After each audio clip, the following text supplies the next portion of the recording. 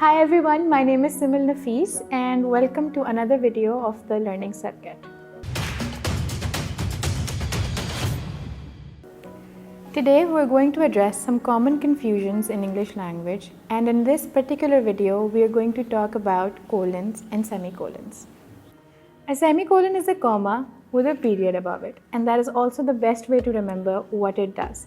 A semicolon creates more separation between thoughts than what a comma does and less than what a period does.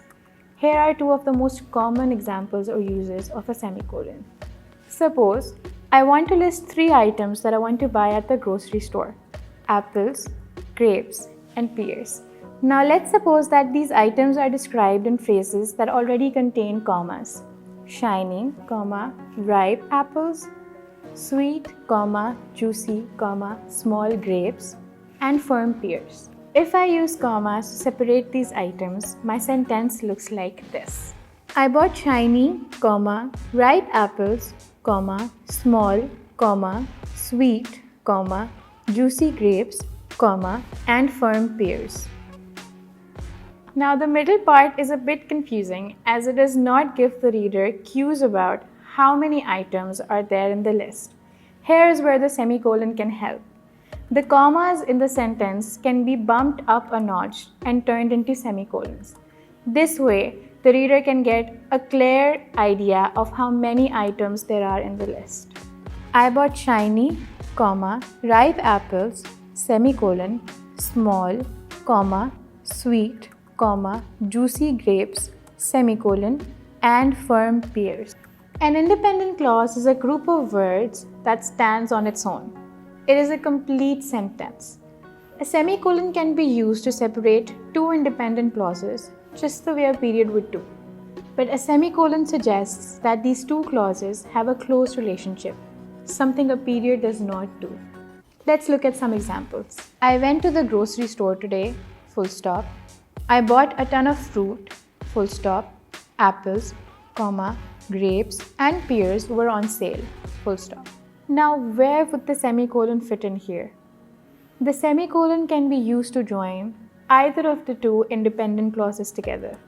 I went to the grocery store today, I bought a ton of fruit, full stop. Apples, grapes, and pears were on sale. Or, I went to the grocery store today, full stop. I bought a ton of fruit, apples, grapes, and pears were on sale. I could not do this. I went to the grocery store today, I bought a ton of fruit, apples, grapes, and pears were on sale. The reason why I'm using a semicolon here is to prevent the 3 short sentences from sounding choppy and abrupt.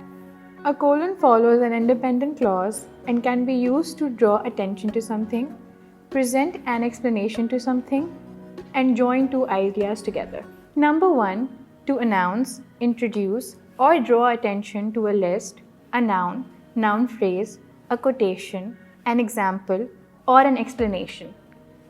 Let's go through these categories with the help of some examples. The first example is of a noun phrase. My roommate gave me things I needed most, companionship and quiet, full stop. The next example is of a quotation. Shakespeare said it best, to thine own self be true, full stop. Number 2, to join sentences.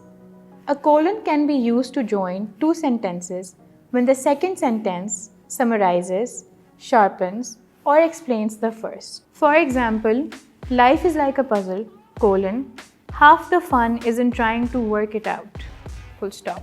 Number 3, to express time in titles and other writing conventions. Colons can be used in many standard and conventional writing methods. For example, with numbers, in bibliography entries, with subtitles, and after the salutation in a formal business letter. Now the question arises that whether we should capitalize the first letter after the colon or not. Keep in mind that different citation styles have different rules in this regard. So if you're following a specific citation style for a document, be sure to look up the respective manual and follow the rules. That's it for today. Hope you liked the video. Please leave your feedback in the comments below, hit the like button, and subscribe to our channel, The Circuit Life.